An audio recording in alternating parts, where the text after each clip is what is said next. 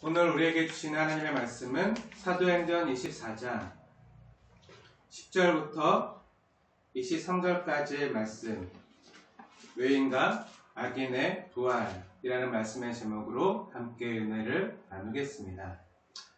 한 절 한 절 교독해서 하나님의 말씀으로 받겠습니다. 제가 먼저 읽겠습니다. 총독이 바울에게 머리로 표시하여 말하라 하니 그가 대답하되 당신이 여러 해 전부터 이 민족의 재판장 된 것을 내가 알고 내 사건에 대하여 기꺼이 변명하나이다. 당신이 아실 수 있는 바와 같이 내가 예루살렘에 예배로 올라간 지 열흘째밖에 안 되었고 그들은 내가 성전에서 누구와 변론하는 것이나 회당 또는 시중에서 무리를 소동하게 하는 것을 보지 못하였으니 이제 너를 고발하는 모든 일에 대하여 그들이 능히 당신 앞에 내설 곳이 없나이다. 그러나 이것을 당신께 고백하리이다. 나는 그들이 이단이라 하는 도를 따라 조상의 하나님을 섬기고 율법과 선지자들의 글에 기록된 것을 다 믿으며 그들이 기다리는 동안 하나님께 향한 소망을 나도 가졌으니 곧 의인과 악인의 부활이 있으리라 믿는다. 이것으로 말미암아 나도 하나님과 사람에 대하여 항상 양심의 거리낌이 없기를 힘쓰나이다. 여러 해 만에 내가 내 민족을 구제할 것과 재물을 가지고 와서 드리는 중에 내가 결례를 행하였고 모임도 없고 소동도 없이 성전에 있는 것을 그들이 보았나이다. 그러나 아시아로부터 온 어떤 유대인들이 있으니 그들이 만일 나를 반대할 사건이 있으면 마땅히 당신 앞에서 고발하였을 것이요. 그렇지 않으면 이 사람들이 내가 공회 앞에 섰을 때 무슨 옳지 않은 것을 보았는가 말하라 하소서. 오직 내가 그들 가운데 서서 외치기를 내가 죽은 자의 부활에 대하여 오늘 너희 앞에 신문을 받는다고 한 이 한 소리만 있을 바를 믿는다.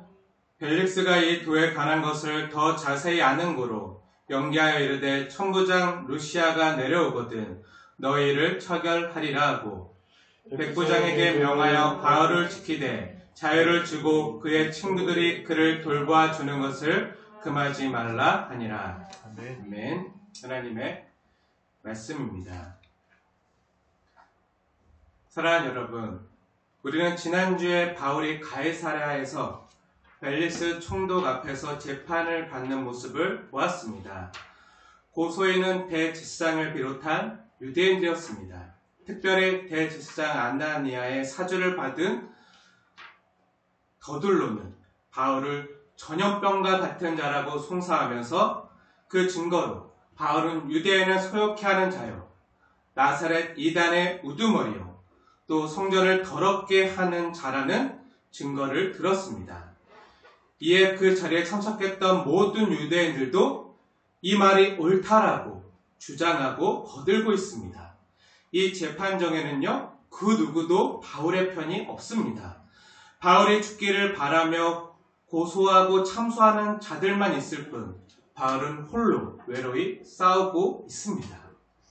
로마 총독 벨릭스는요, 지금 재판관으로 대제사장과 유대인들의 바램대로 바울에게 법적인 사형을 선고할 수 있는, 또 집행할 수 있는 그런 사람입니다. 예수님께서 빌라도 총독 앞에서 재판을 받아서 사형 선고와 함께 십자가형이 집행되어 골고다 언덕에서 십자가에 달리신 것을 여러분은 기억하실 것입니다. 어떻게 보면 바울이 지금 로마 총독인 벨릭스 총독 앞에 서 있다는 것은요, 예수님께서 빌라도 총독 앞에 선 상황과 같은 상황입니다. 어찌 보면 인생에서 가장 중요한 문제라고 할 수 있는 죽고 사는 문제, 이 생사의 문제가 걸려 있습니다. 그러한 절체절명의 상황인데 바울의 모습이 어떠합니까? 10절 말씀 함께 읽겠습니다. 시작. 총독이 바울에게 머리로 표시하여 말하라 하니 그가 대답하되 당신이 여러 해 전부터 이 민족의 재판장 된 것을 내가 알고 내 사건에 대하여 기꺼이 변명하나이다. 바울의 태도가요, 매우 당당하고 또한 담대한 것을 우리는 이 본문에서 볼 수가 있습니다. 지금 이 재판정에는요, 바울 편에 서 있는 사람이 아무도 없어요. 한 사람도 없어요. 총독인 벨릭스는요, 귀찮다는 듯이, 말하기도 귀찮다는 듯이 거드름을 피우면서 고개만 까딱이면서 이제 바울이 말하라, 바울이 말할 것을 기다리고 있어요. 자신의 생사가 결정될 수 있는 이 재판정에서 바울은 벨릭스 총독 앞에서 뭐라고 이야기합니까? 그 태도가 어떠합니까? 매우 당당합니다. 내가 기꺼이 변명하겠습니다. 스스럼 없이 너무나도 당당합니다.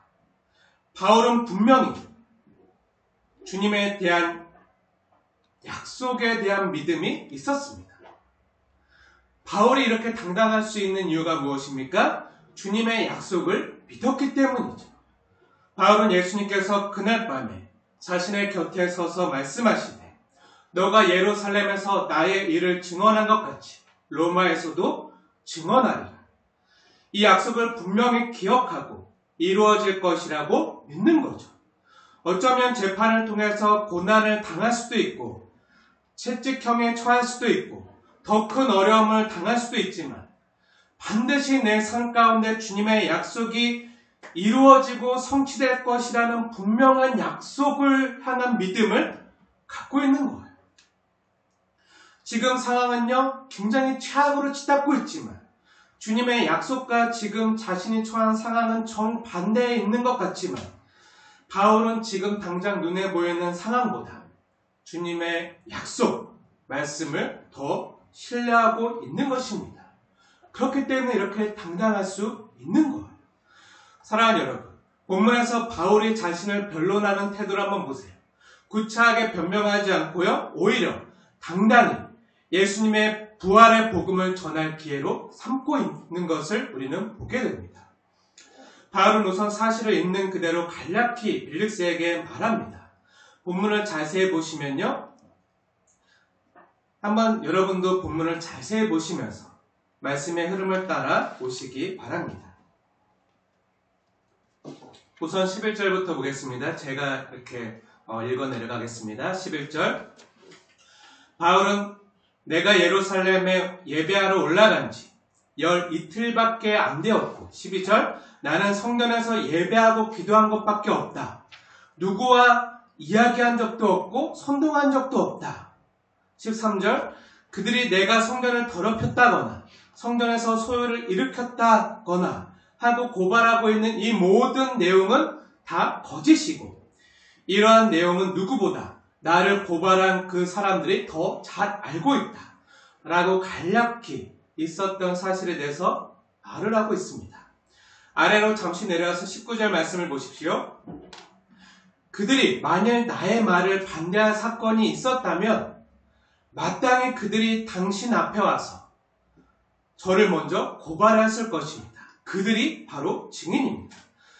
무슨 말이죠? 바울 자신이 선동한 일도 없고 성전에 올라가서 누군가 만나서 변론한 적도 없고 선동할 시간도, 선동할 기회도, 선동할 마음도 없었다는 거예요. 오히려 바울은요, 17절 자세히 보십시오. 17절에 있는 것처럼 내가 예루살렘에 여러 해 만에 온 것은 내가 내 민족을 구제하고 섬기고 돕기 위해서 왔다고 밝히고 있는 거예요.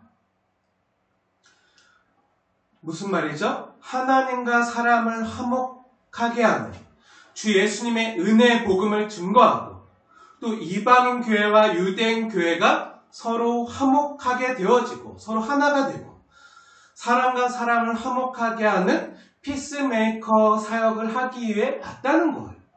피스메이커 사역을 하기 위해 왔지만 대지상과 유대인들은 바울을 전염병과 같은 자, 영어로 하면 트러블 메이커로 여긴다는 거죠.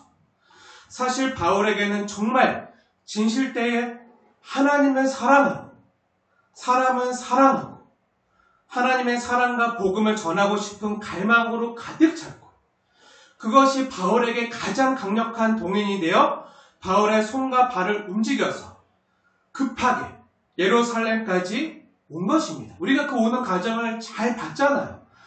너무 급하게 서둘러 오는 나머지 정말 사랑하는 그곳에 들를 시간도 없어서 불러가지고 말하고 고별 살려고 떠나잖아요. 바로 예루살렘으로 올라가잖아요. 사랑하는 여러분, 저와 여러분이요, 바울의 이런 마음을 알게 되시기 바랍니다. 그리고 또한 이 바울의 이 마음, 하나님을 사랑하고 이웃을 사랑하고 그들을 섬기고자 하는 정말 이 순수한, 정말 이 주 예수님의 마음을 품길 원합니다. 바울은요, 성령의 명서여 하나님을 사랑하고 이웃을 사랑하는 마음, 또 하나님의 은혜의 복음을 말로만이 아니라 행동으로 전하기 위해서 지금 예루살렘에 올라온 것이죠. 우리의 손과 발의 수고로 내 옆에 있는 지체와 이웃을 아무 대가도 바라지 않고 그들이 잘 되는 것으로 기뻐하고 좋아하면서 정말 그들을 진실되이 섬기는 마음이, 이 바울과 같은 마음이 저와 우리 순빛교회 성도님들의 마음이 되어지길 소원합니다. 사랑하면요, 움직여요. 바울이 사랑했기 때문에, 자기 민족을 너무 사랑하고 또 이웃을 사랑했기 때문에 지금 이렇게 올라온 거잖아요. 사랑하면요, 사랑의 수고도 아끼지 않고 찾아갑니다. 얼마 전에 몇 차례 장로님과 함께 사랑하는 복된 성도님들 한 분 한 분에 대한 관심 어린 기도 부탁과 함께 여러 가지 이야기를 나누었어요. 그런 성도님들과 또 교회에 대한 여러 가지 이야기를 하면서 교회가 구체적으로 성도님들을 어떻게 섬길지에 대해서 고민한 적이 있었습니다. 기도할 때마다 주님이 주시는 마음이 있어서 같이 그 마음을 나누었어요. 우리 성도님들 가정을 한 분 한 분 살펴보면요, 다 너무 힘들고 어려운 상황 가운데 있습니다. 갑자기 예기치 않은 큰 아픔과 재난을 당한 성도님 가정도 계세요. 그래서 이 성도님 가정을 위해서 교회가 할 수 있는 것을 의논했을 때, 그 당시 장로님께서는 이제 이직과 재취업을 앞두고 계셨는데, 이 재취업을 조금 연기하더라도 먼저 찾아가서 작게나마 몸소 할 수 있는 것들을 돕고 싶다는 말씀을 하셨습니다. 이 말씀을 들었을 때 담임 목회자로서 얼마나 마음이 기쁘고 하나님께 감사했는지 몰라요. 그렇게 계속 이야기를 이어가다가 코로나로 인해서 굉장히 많이 힘들잖아요. 다 힘들잖아요. 교회도 힘들지만 우리 성도님들이 더 아마 많이 힘드실 거예요. 그래서 코로나로 인해서 힘든 우리 성도님들 가정을 어떻게 하면 이렇게 섬길 수 있을까 해서 단순히 말이 아니라, 기도만이 아니라 구체적으로 행함으로 섬기기 위해서 또 영적으로, 또 심적으로, 그리고 물질적으로 많은 어려움을 겪고 계신 성도님들을 보다 구체적으로 섬기고 도울 수 있는 방법을 기도하고 이렇게 고민하고 의논하면서 이렇게 나누다가 교회 머리 대신 주님의 이끄심에 따라서 정말 작게나마 성도님들의 영적인 건강과 함께 육적인 건강을 섬기고 지원하기로 결정을 하였습니다. 복된 성도님들 가정의 말씀과 기도로 거룩하여져 각 가정당 메시지 성경을 지원하고 사회적 거리두기로 골방에 있는 시간이 많아질 때 말씀 보기 얼마나 좋습니까? 지금처럼 선선하고 이렇게 좋은 때 말씀으로 우리가 풍성해지고 건강해지기 정말 좋을 때가 없는 것 같아요. 그래서 하나님의 말씀의 내용에 담긴 성경을 지원하고 또 육신의 필요를 공급하도록 일용할 양식 한 끼 정도 되는 지원금 각 가정당 10만원씩을 우리 주일학교 어린이에 이르기까지 모두 지원하기로 하였습니다. 우리 주일학교 어린이들도 정말 귀한 영혼이거든요. 그런 마음을 주님이 주셨어요. 사실 교회 재정장고가 얼마 없어요. 그래서 주일학교 어린이들까지 다 해보니까 총 저희 교회 성도님들 가정이 17가정 되더라고요.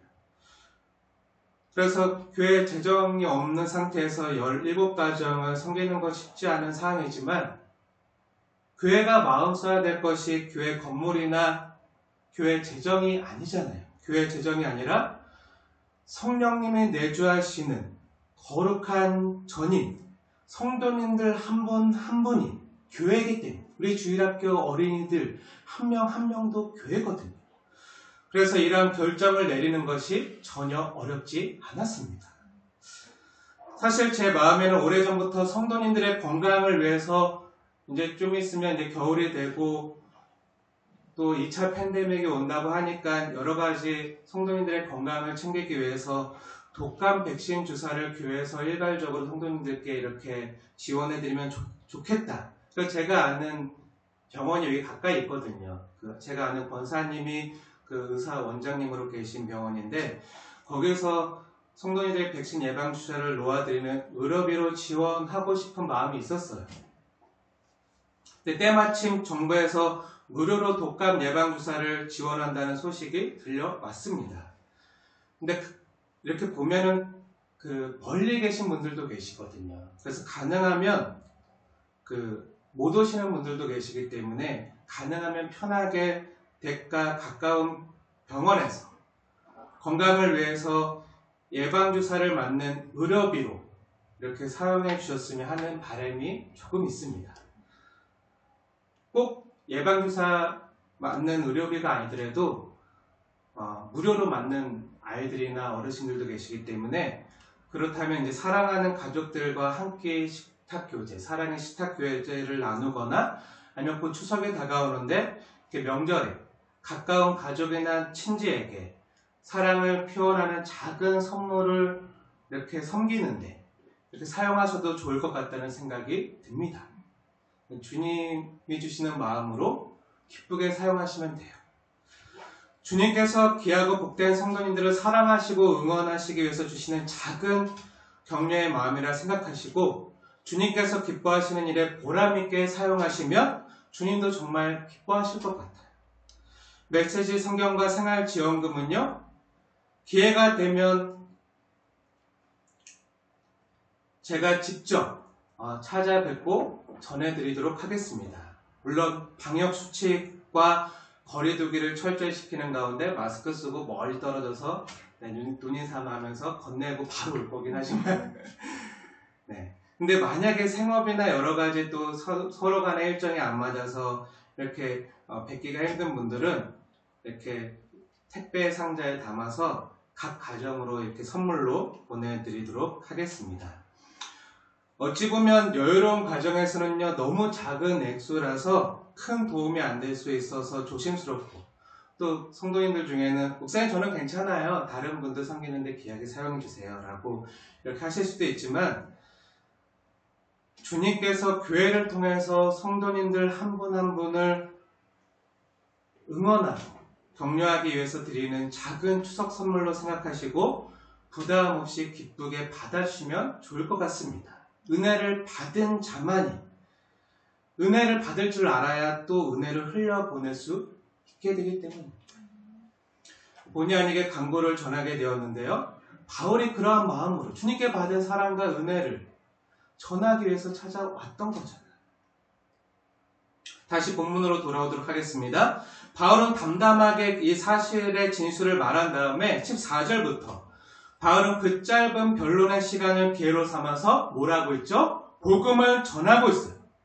어찌 보면 자신에게 사형 언도가 내려질 수 있는 그 재판정에서 자신의 생명을 돌아보지 않고요, 그 짧은 시간에 복음을 전하고 있는 거예요.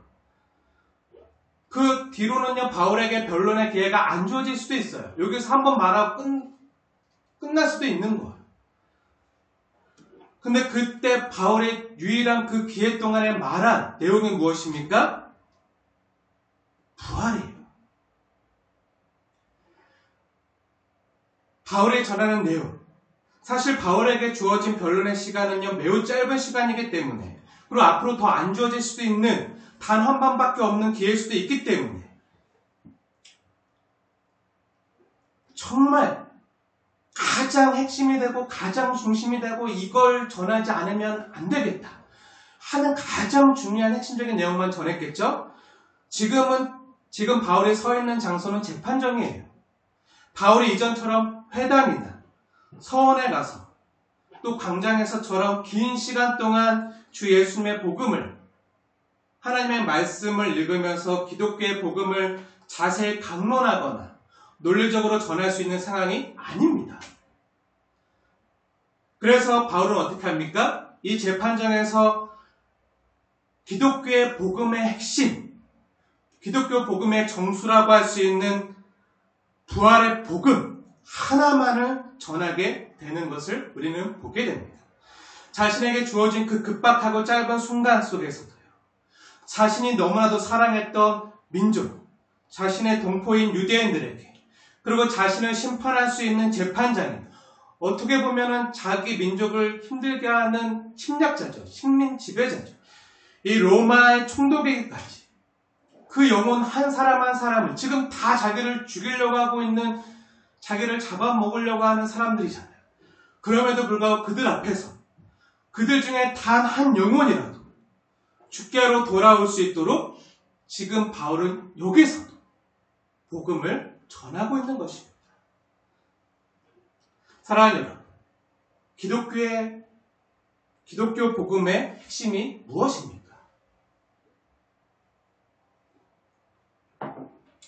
기독교 복음의 핵심에는 굉장히 많은 내용들이 있어요. 동정의 탄생부터 시작해서 여러 가지 내용들이 있겠지만 오늘 바울은요, 부활을 얘기합니다. 십자가가 아니라 부활을 얘기한다는 것을 여러분은 주목하셔야 됩니다. 물론 십자가 굉장히 귀한, 너무나도 중요한 복음이죠. 하지만 단 한 가지밖에 말할 기회가 없을 때 바울은 지금 부활을 얘기합니다.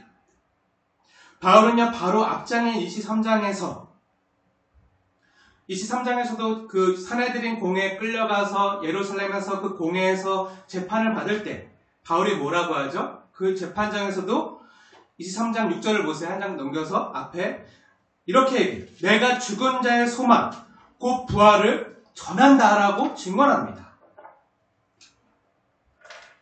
그래, 그것 때문에 소란이 나고 지금까지 여기까지 끌려온 거죠. 그리고 24장, 여기 본문에서도 재판받는 자리에서도 15절에 하나님께 향한 소망, 곧 의인과 악인의 부활을 전합니다. 그뿐 아니라 한 장 넘겨서도요, 26장에 가면요, 바울은 아그리빠 왕 재판정에 가서도요, 이 16장 8절에 보면요, 하나님이 죽은 사람을 살리심을 어찌하여 못 믿을 것으로 여기나이까 하고 담대히 말하면서 부활에 대해서 증거하고 있어요. 자신의 어떤 정당함을 변론하고 자신의 무죄를 주장할 수 있는 여러 가지 기회와 사항들이 있었지만요, 바울은 그런데 시간을 쓰고 있지 않습니다. 그 급박한 상황 가운데 단 한 가지 가장 중요한 이야기를 전할 수 있는 그 기회 가운데 바울은 한결같이 늘 예수님의 부활, 하나님이 우리에게 주신 소망, 의인과 악인의 부활만을 이야기하고 있는 것입니다. 바울의 마음과 생각과 영혼을 온통 사로잡고 있는 것은 바로 이 부활입니다. 예수님께서 부활하셨습니다. 그리고 우리도 예수님과 같이 모두 부활하게 될 것입니다. 예수님의 부활뿐만 아니라 우리 사람의 부활, 그 부활의 소망을 지금 바울은 증거하고 있는 거예요. 이 부활의 소망, 하나님께서 우리에게 주신 소망, 이 하나님을 향한 소망이 나에게 있다. 이 소망이 넘쳐서 주체할 수가 없어서 나에게 이 부활이 가득 차서 어떡하죠? 가득 차고 이것을 꽉 차 있으면 이걸 얘기할 수밖에 없어요. 흘러 넘치게 되는 거죠. 자기도 모르게 흘러 넘치는. 사랑하는 여러분, 사실 기독교의 가장 중요한 복음은요, 가장 핵심되는 진리는 바로 여기 부활에 있습니다. 기독교의 많은 중요한 진리와 생명과도 같은 많은 가치들이 있지만요, 그 중에 핵심은요, 부활입니다. 이것을 우리는 바울의 말과 행동을 통해서 알 수가 있습니다. 가장 급박한 절체절명의 위기 상황 가운데 단 한 번만 말할 수 있는 그런 모든 상황에서 바울은 기독교의 윤리를 전하는 게 아니에요. 기독교의 삶의 태도나 방식에 대해서 말하는 것도 아니에요. 기독교의 신비나 기독교의 우월함이나 기독교의 옳음을 증명하거나 전하는 것이 아니죠. 뭘 전하죠? 한결같이 부활을 전하는 것. 사랑하는 여러분, 우리는요, 단순히 세상 살기 힘드니까, 내 힘만으로는 살 수 없으니까 절대자를 믿으면서 마음의 위로를 받고 평안을 느끼기 위해서 신앙생활하는 것만이 아닙니다. 세상이 점점 악해져가고 어두워져가는 세상에서 단지 성경의 가르침으로 세상을 밝게 하고 치유하고 회복시키기 위해서만도 신앙생활하는 것이 아닙니다. 외로우니까 이왕이면 윤리적이고 도덕적인 사람들과 함께 내 마음에 맞는 사람들과 함께 공동체 생활을 하면서 사회를 바르고 이롭게 하기 위한 목적으로 신앙생활하는 것만도 아닙니다. 하나님을 믿어서 복을 받고 하늘에 계신 아버지께 기도해서 종교의 힘을 빌어서 어떤 내 삶의 문제를 해결하거나 그걸 통해서 이 땅에서 잘되고 형통하고 성공하고 건강하고 내 자녀 손들이 잘 되길 위해서 신앙생활하는 것만도 아닙니다. 사랑하는 여러분, 그럼 왜 저와 여러분이 왜 예수를 믿고 예수를 죽은 자 가운데서 다시 살리신 하나님을 믿는 것입니까? 여러분이 하나님을 믿는 이유가 뭐죠? 왜 여러분이 교회를 나오고 왜 이 시간 3일차 하나님께 비대면으로 온라인 예배로 힘든 방식으로 그럼에도 불구하고 하나님께 예배하려고 이렇게 예배를 드리고 있는 것이죠? 그럼 바울은 왜 자신에게 사형 언도가 내려질 수도 있는 그 재판정에서 자신의 의로움과 옳음을 증명하는 데 집중하지 않고 늘 한결같이 부활만 전하고 있는 것일까요? 부활이 반드시 있기 때문입니다. 성경대로 예수님께서는 죽은 자 가운데서 다시 살아나셨습니다. 부활 승천하시고 다시 오실 것입니다. 그때 부활의 첫 열매 되신 예수님처럼 나중 열매된 우리도 다 부활하게 될 것입니다. 예수를 죽은 자 가운데서 다시 살리신 하나님께서 우리도 다시 살리십니다. 지금의 몸과는요, 질적으로 다른 부활의 영화로운 몸을 입고요, 신령한 부활체가 되어서 하나님께서 우리에게 예배해 놓으신 하나님 나라에서 3일차 하나님과 영원히 함께 교제하며 살게 될 것입니다. 아니, 지금 우리가 살고 호흡하고 움직이고 하나님을 예배하고 이렇게 기능할 수 있는 것도요, 이제 우리가 사는 것이 아니라 나를 살아가사 자기 몸 버리신 예수님의 그 부활 생명이 우리에게 은혜로 주어졌기 때문에 우리가 예배하면서 하나님을 찬양하면서 하나님의 이름을 높이면서 살 수 있는 것입니다. 이것은 예수님의 부활 생명이 있는 사람들만 할 수 있는 거죠. 죽어서만이 아니라 이미 이 땅에서부터 우리는 이 생명을, 부활 생명, 영생을 간직한 자가 된 것입니다. 사랑하는 여러분, 바울이 지금 벨릭스 앞에서 시인하고 있는 내용이 무엇입니까? 14절과 15절 본문을 자세히 한번 보세요. 함께 상고해 보겠습니다. 함께 읽겠습니다. 시작. 그러나 이것을 당신께 고백하리이다. 나는 그들이 이단이라 하는 도를 따라 조상의 하나님을 섬기고 율법과 선지자들의 글에 기록된 것을 다 믿으며 그들이 기다리는 바 하나님께 향한 소망을 나도 가졌으니 곧 의인과 악인의 부활이 있으리라 하매니이다. 아멘. 지금 사도가요, 벨릭스 총독 앞에서 시인하고 있는 내용이 무엇입니까? 나는 나를 고소한 자들이 말하는 그 나사렛 이단이라는 도를 따라, 예수의 도를 따라, 예수 십자가와 부활의 도를 따르는 사람입니다. 그런데 이 도는 다른 것이 아니라는 거예요. 이단이 아니라는 거예요. 증거가 무엇입니까? 구약 성경에서 말하는 우리 조상의 하나님, 유대인들의 조상의 하나님을 섬기고 율법과 선지자들의 글에 기록된 것을, 구약 성경에 있는 것들을 나 또한 다 믿으며 나 또한 하나님께 향한 소망을 가졌으니, 곧 뭐죠? 구약 성경에 한결같이 말하는 하나님께 대한 소망, 곧 의인과 악인의 부활이 나에게도 있다는 거예요. 이것을 힘주어서 전하고 있는 거예요. 이것은요, 구약이냐 신약이나 유대인이나 그리스도인이나 동일하게 믿고 소망하고 있는 거라는 거예요.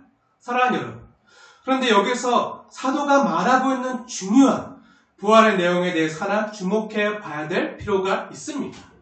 무엇입니까? 사도가 지금 힘주어서 전하고 있는 부활에 대한 복음은요, 믿는 자들만의 부활이 아니라는 거예요. 의인만의 부활이 아닙니다. 그건 무엇입니까? 악인의 부활도 있다는 거죠. 의인의 부활을 말하지만 악인의 부활도 함께 있을 것이라고 전하고 있는 거예요. 예수 안 믿고 죽은 사람들도 부활합니다. 의인도 부활하고 악인도 동일하게 부활합니다. 이것이 성경의 진리입니다. 성경은요, 의인의 부활만 이야기하지 않아요. 악인의 부활도 함께 이야기합니다. 구약 성경에서도요, 얼마나 많이 악인의 부활을 얘기하는지 몰라요. 아쉽게도 오늘날 주국교회 강단뿐만 아니라 유럽이나 미국 같은 서구의 많은 교회 강단에서도요, 악인의 부활에 대해서 가르치지 않습니다. 그래서 교회 다니는 많은 사람들이 잘못 오해해요. 마치 악인의 영혼은 멸절하고 없어지는 것처럼 가르쳐져요. 오직 부활은 누구만 하느냐? 오직 예수 믿고 죽은 의인만 부활해서 영생 복락에 들어가는 것처럼, 천국에 들어가는 것처럼 잘못 가르쳐집니다.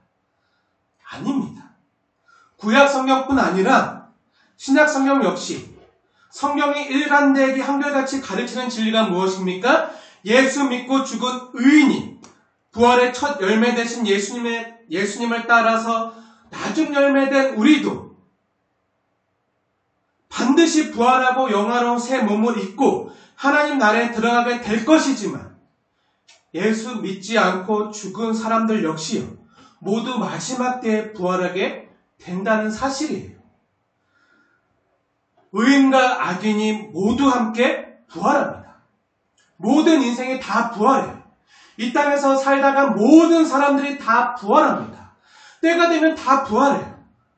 예수님께서 다시 오실 때, 이 세상을 심판하기 위하여 다시 재림지로 오실 때, 이 땅에 살다 죽었던 모든 사람들이 다 부활합니다.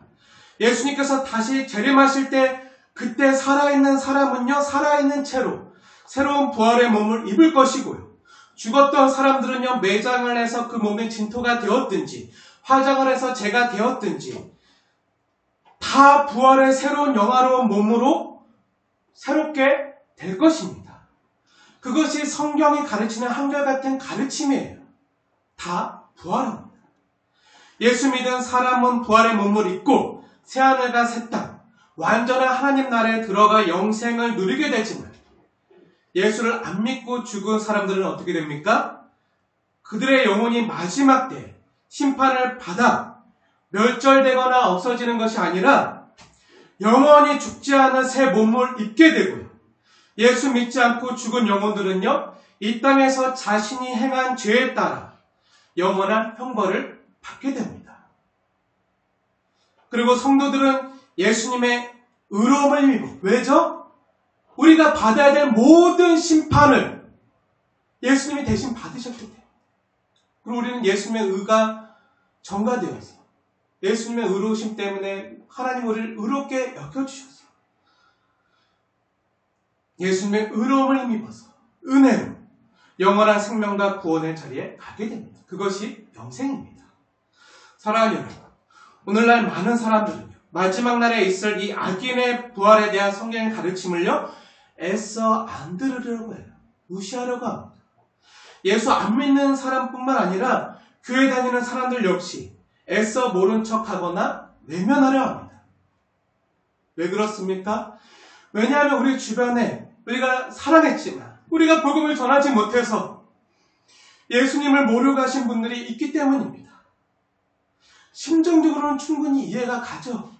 복음을 전했어야 되는데 전하지 못해서, 또 전했지만 받아들이지 못해서, 사랑했지만 먼저 가신, 심정적으로는 충분히 이해가 갑니다. 그래서 전해야 되죠. 우리가 더 힘써 전해야 되죠. 하지만 우리가 반드시 직면해야 될 성경의 진리가 있습니다. 하나님은 사랑의 하나님이시고 하나님은 사랑이십니다. 그리고 의인도 부활하지만 악인도 부활한다는 거. 근데 여기서 사람들이 혼란해요. 많은 사람들은요, 아니 하나님이 사랑이시라며 사랑이 많으신 하나님이 어떻게 지옥을 만드실 수 있냐고. 그리고 사랑이 많으신 하나님이시라면 사람을 지옥으로 보낼 리가 없을 거라고 말합니다. 사랑이 많으신 하나님과 심판하시는 하나님이 잘 매치되지 않는다라고 생각해요. 사랑하는 여러분, 그런데 잘 생각해 보십시오. 모든 불의와 죄악을 심판하시는 하나님이시기 때문에 용서하실 수 있는 하나님이 되시는 겁니다. 그리고 하나님께서 저와 여러분이 마땅히 져야 되는 모든 죄의 대가인 죽음과 형벌과 저주와 진노를 십자가에서 어린 양 대신 성자 예수님께 다 쏟아 부으시고 저와 여러분에게 긍휼과 자비를 베풀어 주시고 용서해 주셨습니다. 심판하신 하나님이시기 때문에 긍휼과 자비와 은혜를 주실 수 있는 것, 용서해 줄 수 있는 거죠. 우리가 그 은혜를 받았잖아요. 죄 용서함을 받은 자 되었습니다. 그 진노와 심판은 예수님이 다 받으신 거죠. 근데 예수 믿지 않는 사람들에게서 보여지는 태도는요, 심판하시는 하나님에 대해서는 거부감이 있어요. 분명히 있어요. 있지만 이상하게도 용서하시는 하나님에 대해서는요, 거부감이 없는 것을 보게 됩니다. 하지만 이것은 가치라는 거예요. 심판하실 수 있는 하나님이시기 때문에 또한 긍휼과 자비와 용서를 베푸실 수 있는 하나님이 되시는 겁니다. 정의로운 하나님이 되시기, 사랑의 하나님이 되시는 거죠. 오늘날 많은 사람들이요, 심판하시고 인간을 지옥으로 보내실 수 있는 하나님에 대해서 잘못 오해하는 그림이 하나 있습니다. 근데 그것은요, 성경에 나타난 도식이라기보다는, 성경에 나타난 내용이라기보다는 세상 영화나 드라마나 매스컴에서 많이 보여지는 도식이에요. 다른 종교에도 굉장히 많이 나와 있는 그런 도식이에요. 대부분 이런 식입니다. 하나님은 누구에게나 이 땅에서 시간을 허락해 주십니다. 그런데 삶의 마지막 순간까지 올바른 선택을 하지 못하면 하나님은 인간의 영혼을 잡아다가 지옥에 던져 넣는다라고 생각합니다.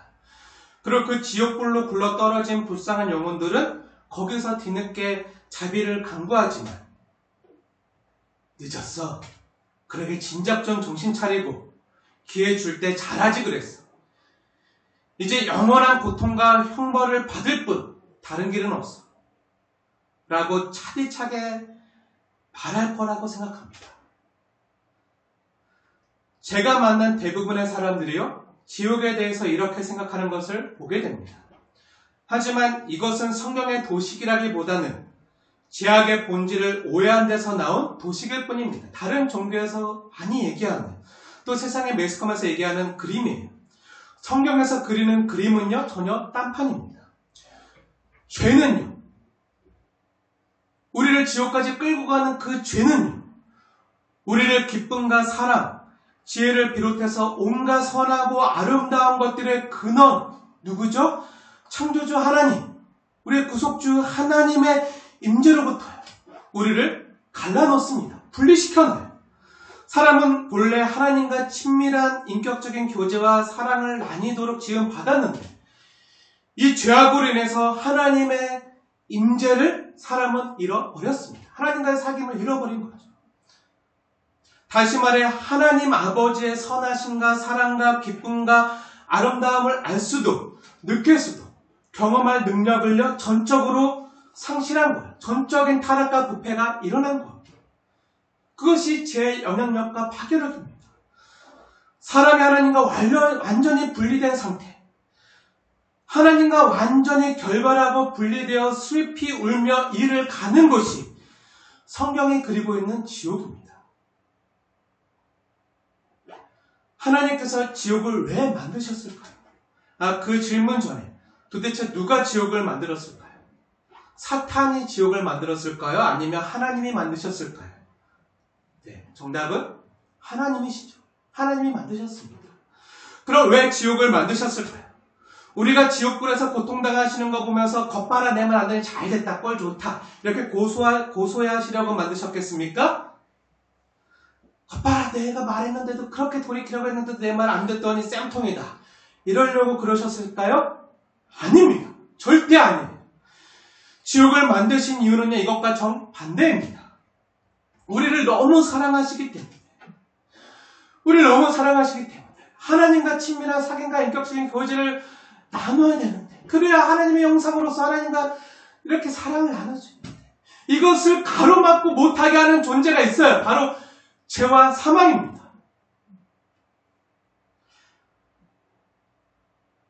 사람을 슬프게 하고, 사람을 병들게 하고, 사람을 죽게 하는 죄의 삭은 사망이거든요. 죄의 결과는 사망이거든요. 죄로 인해서 사망이 우리에게 들어온 거거든요. 이 사망으로부터 모든 인간의 슬픔과 아픔과 고통과 절망과 또 즐거움, 우리가 나이가 들어서 병이 들어서 약해지고, 또 사람과 사람과의 관계가 깨지고, 사람과 피조물과의 관계가 깨어지고, 어그러지고, 그로 인해서 자연도 피조물도 신음하고, 모든 고통이요 이 사망으로부터 비롯됐어요. 근데 이 사망이 심판을 받아야지, 이 사망이 없어져야지, 이 죄와 사망이 끝나야지 우리에게 온전한 구원이 이루어지거든요. 구원이 뭡니까? 이 죄와 사망으로부터 건져지는 것, 이 죄와 사망 완전히 분리되는 거예요. 그것이 온전한 구원이에요. 사람을 너무나도 사랑하시고 구원하시려고. 왜 구원하십니까? 하나님과 사랑의 관계를 나누게 하기 위해서, 더 친밀한 사귐의 상태로 나아가기. 이 죄와 사망을 하나님은 반드시 심판하시고 정리를 하셔야 돼요.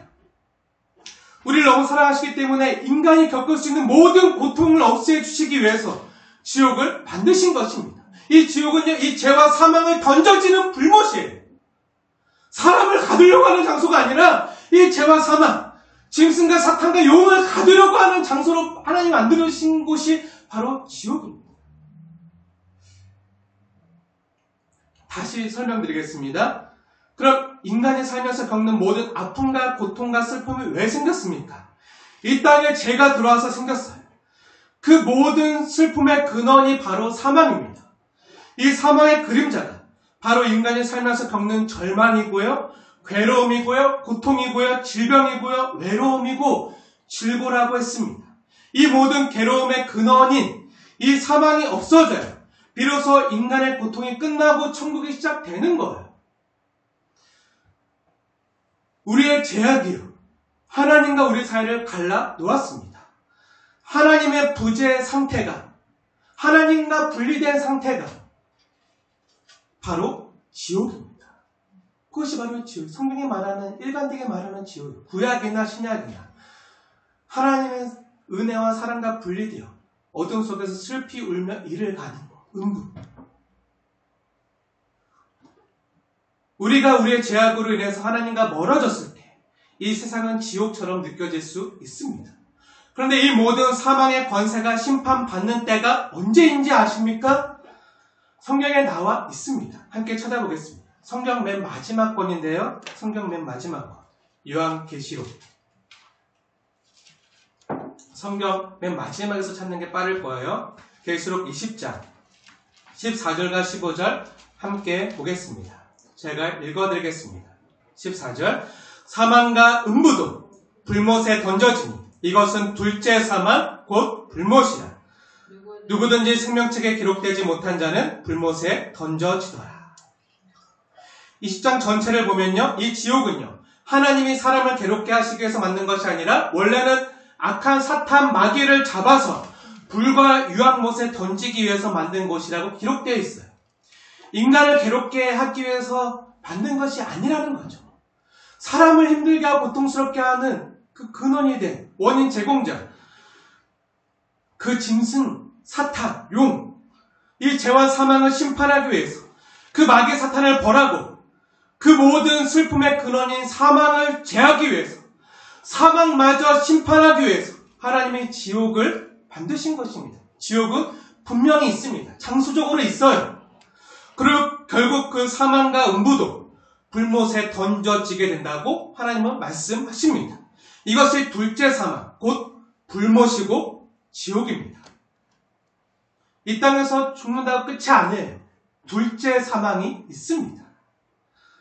사랑하는 여러분, 기회가 된다면 천국과 지옥에 대해서 자세히 성경을 통해서 풀어 강의할 기회가 있으면 정말 좋겠습니다. 너무 많은 우리 성도님들이요, 특히 조국교회 성도님들이 잘못 오해하고 모르고 계세요.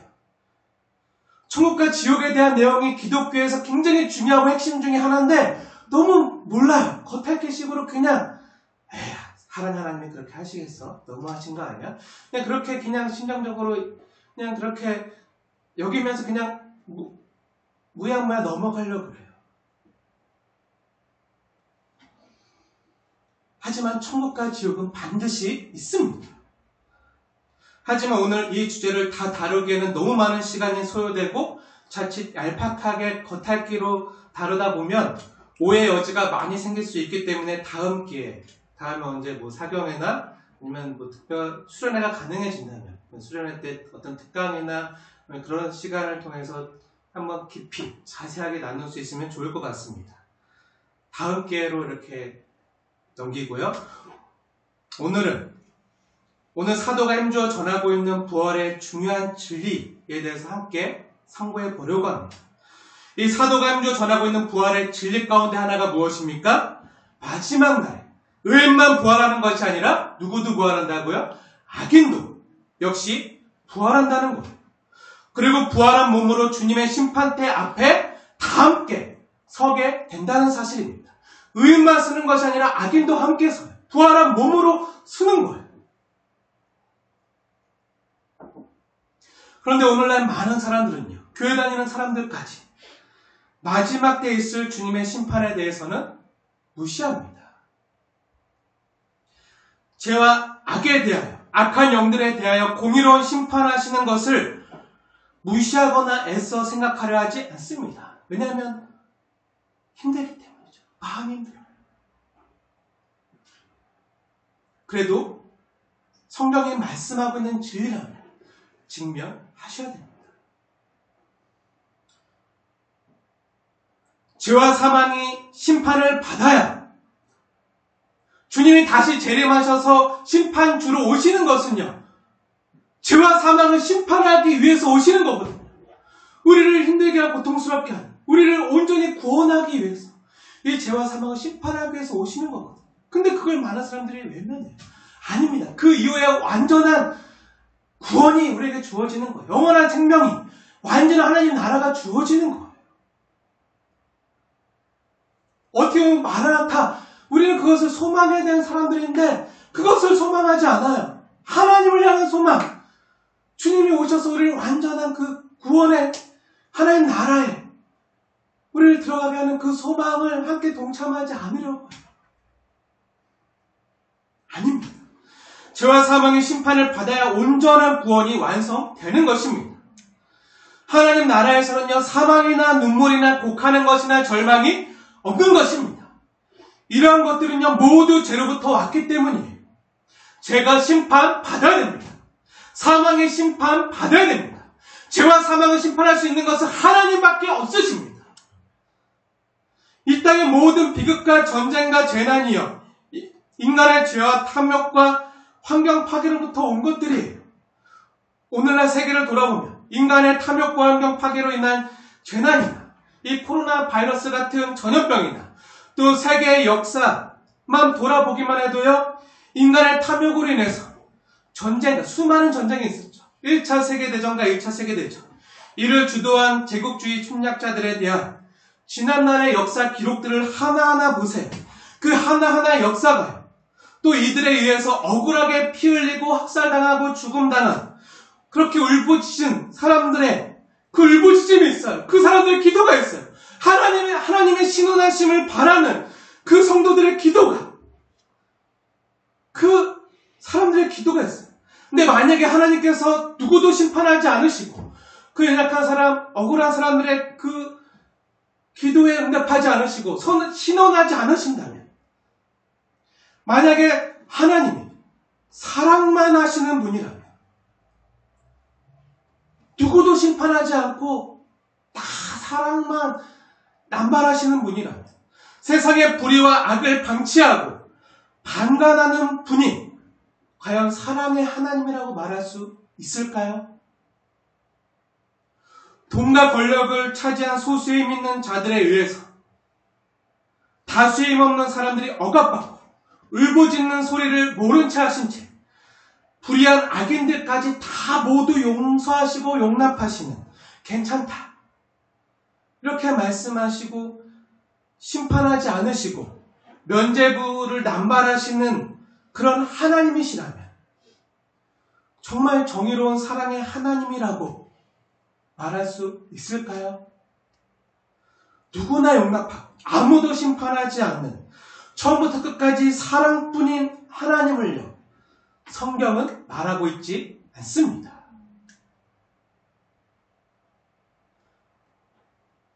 사실 성경은 사람을 심판하시려고 하는 게 아니라 이 죄와 사망을, 이 사탄을 심판하시려고 하는 거예요. 근데 이 죄와 사망과 사탄이요, 자꾸 우리를 속여서 자기를 따르게 만드는 거죠. 성경은요, 하나님은 사랑이시라고 말하지만 하나님이 사랑이심을 증거하는 이 성경은요, 하나님의 사랑하심의 증거로 무엇을 우리에게 보여줍니까?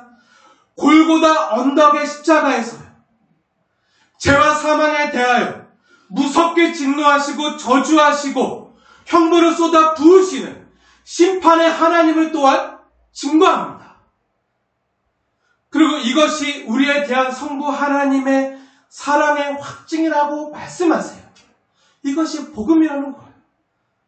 그리고 마침내 부활하시고 승천하시고 다시 오실 주 예수님께서 마침내 세상의 모든 일을 바로잡을 심판하시는 주님이시라고 말씀하십니다. 죄와 사망을 심판하시고 불못에 던지실 이가요, 바로 우리 주 예수님이십니다. 이 예수님이 우리 대신 십자가에서 모든 진노와 저주와 형벌을 다 받으신 분이에요. 우리를 사랑해서 자기 몸을 스스로 내어준 성자 예수님뿐만 아니라 그렇게 자신의 아들 하나밖에 없는 독생자를 십자가에 내어준 사랑의 하나님의 우리를 향한 사랑의 확증이라고, 십자가를 보라, 그 십자가에서 쏟아 부어진 하나님의 심판을 보라.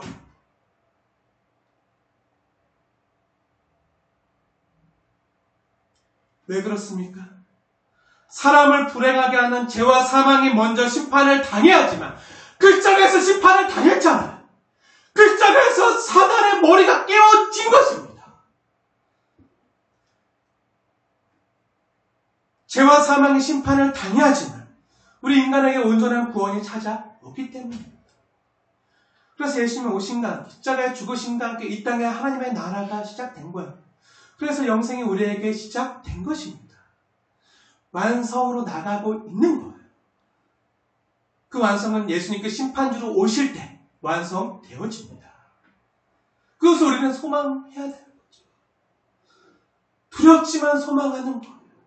하나님을 향한 소망, 하나님 우리에게 주신 소망, 구약 성경에서 또 신약 성경을 통해 상계같이 증거하는 의인과 악인의 부활. 사랑하는 여러분, 마지막 때의 주님의 심판대 앞에서 의인이 부활할 것입니다. 그리고 악인 역시 부활합니다. 의인의 부활만 주목하고 악인의 부활을 애써 외면하지 마십시오. 그리고 주 예수님을 진실되게 믿고 예수님의 의를 힘입는 자들은요, 영원한 생명, 영생을 얻게 되고 끝내 하나님의 사랑을 받아들이지 않고요, 예수님을 믿지 않고요, 죄악 가운데서 죽고 부활한 악인들은요, 자기의 행위대로 심판을 받고 부활한 몸으로 사단과 악한 영들과 함께 지옥에 던져지는 거예요.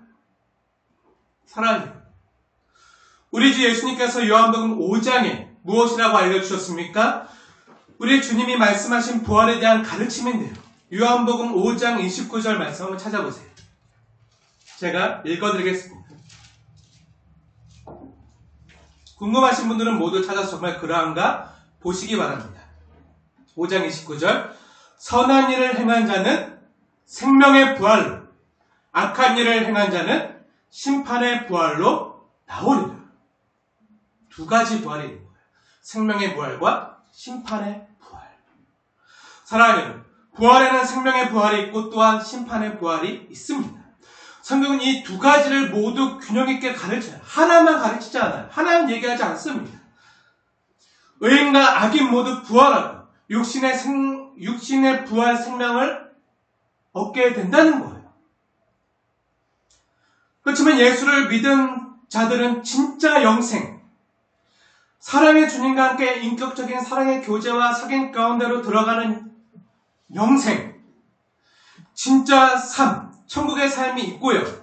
예수 안 믿은 사람들은요, 자신의 심판을 스스로 받기 때문에 영원히 살지만 그들에게도 영생이 주어져요. 시간적인 의미에서 영원한 생명, 영생입니다.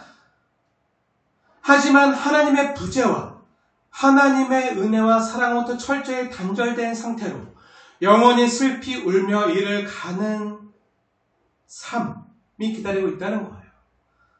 둘 다 시간적으로는 영원한 몸의 생명을 받기 때문에 영생이지만 단순히 지옥에서 오래 산다고 영생이 아닌 거죠.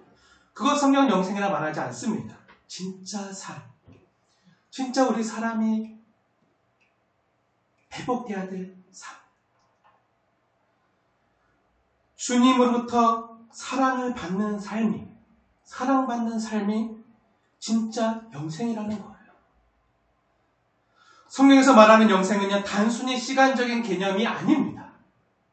하나님과의 관계에서 누리는 삶과 생명이요, 진짜 영생이라고 가르치는 거예요. 사랑하는 여러분, 이 부활을 여러분은 믿고 계십니까? 누구든지 그리스도의 의를 힘입은 자들은요, 이 영원한 생명을 얻게 됩니다. 이 영생을 얻게 돼요.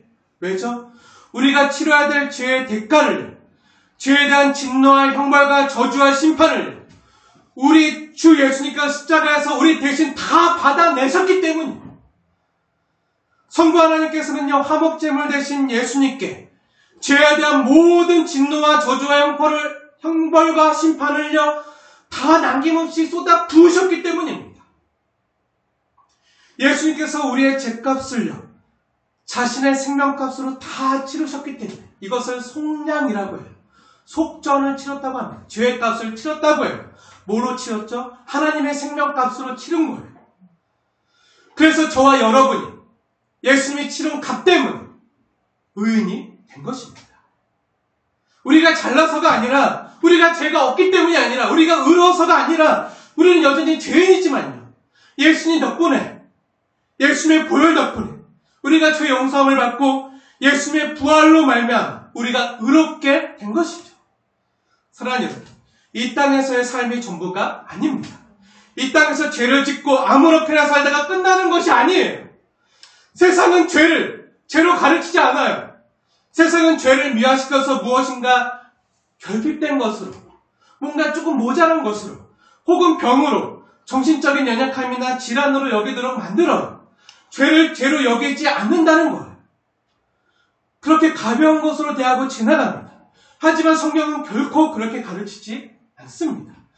죄는요, 하나님과 사람의 관계를 파괴하는, 그렇게 무시무시한 영향력이 있는 그런 존재예요. 파워입니다. 죄는 하나님과 사람의 관계를 파괴했고요, 사람과 사람과의 관계를 파괴하고 엉망으로 만드는 것 뿐만 아니라 사람과 피조 세계의 관계도 다 망가뜨렸습니다.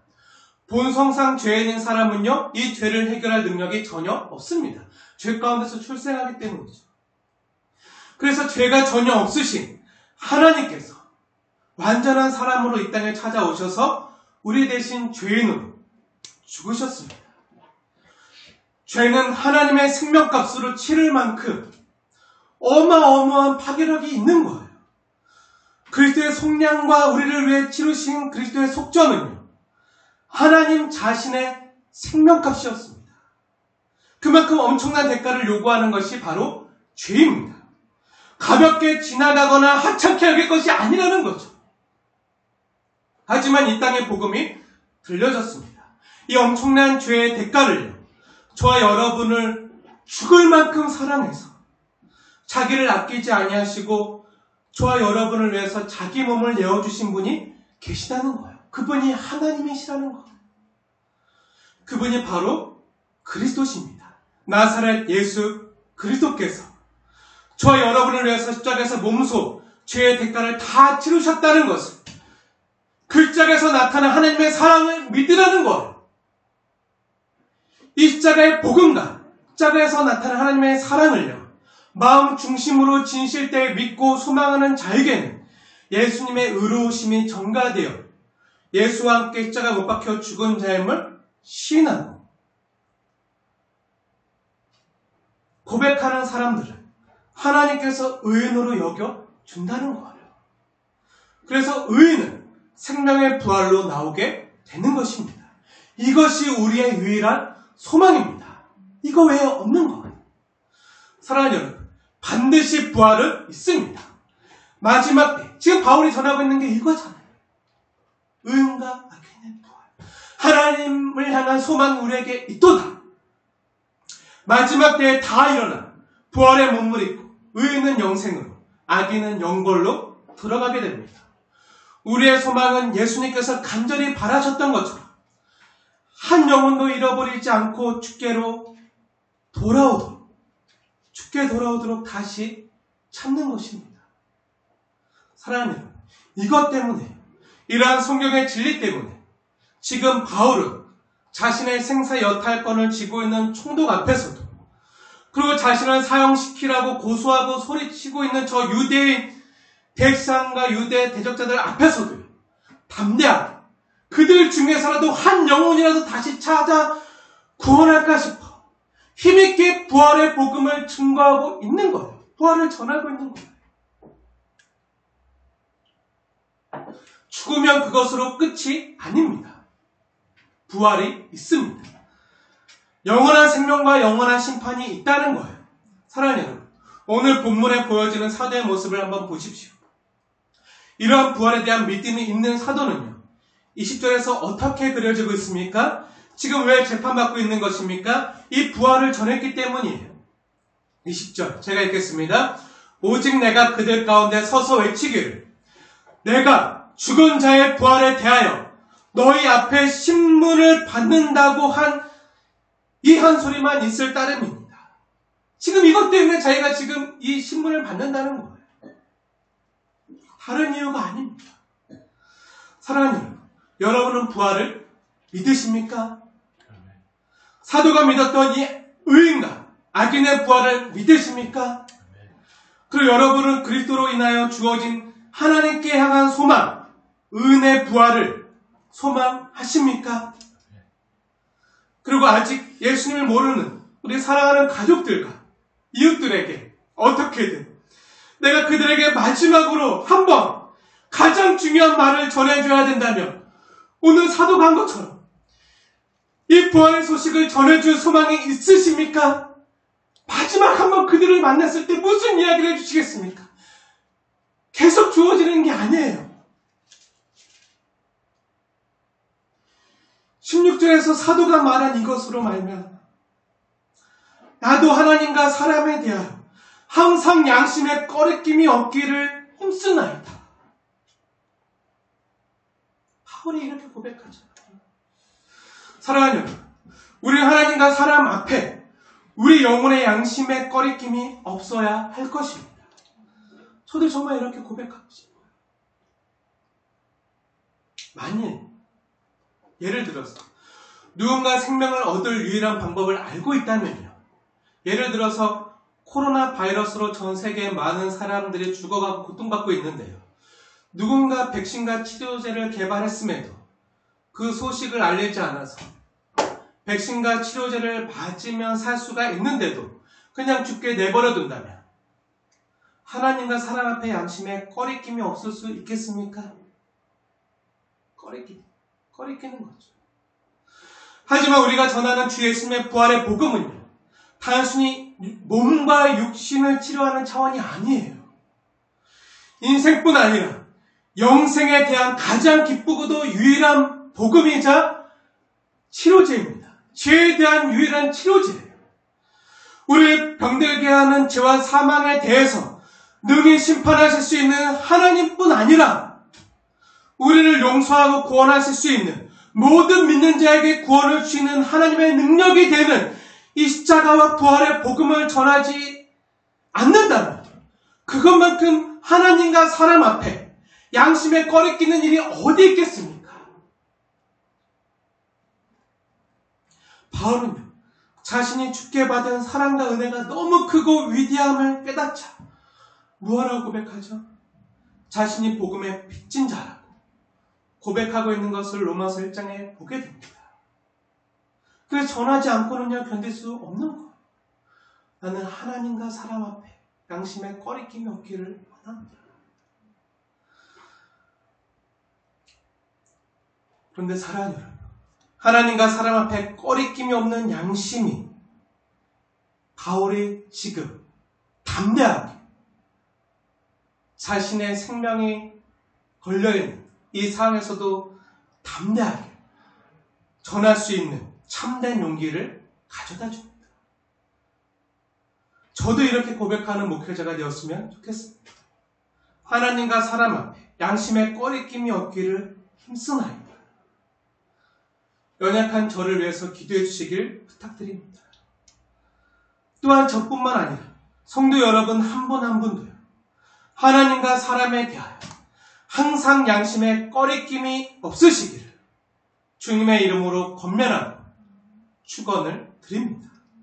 그리고 어디서나 이 부활의 도를 꺼리낌 없이 담대하게 전할 수 있는 저와 여러분 되어지길 주님의 이름으로 축원을 드립니다.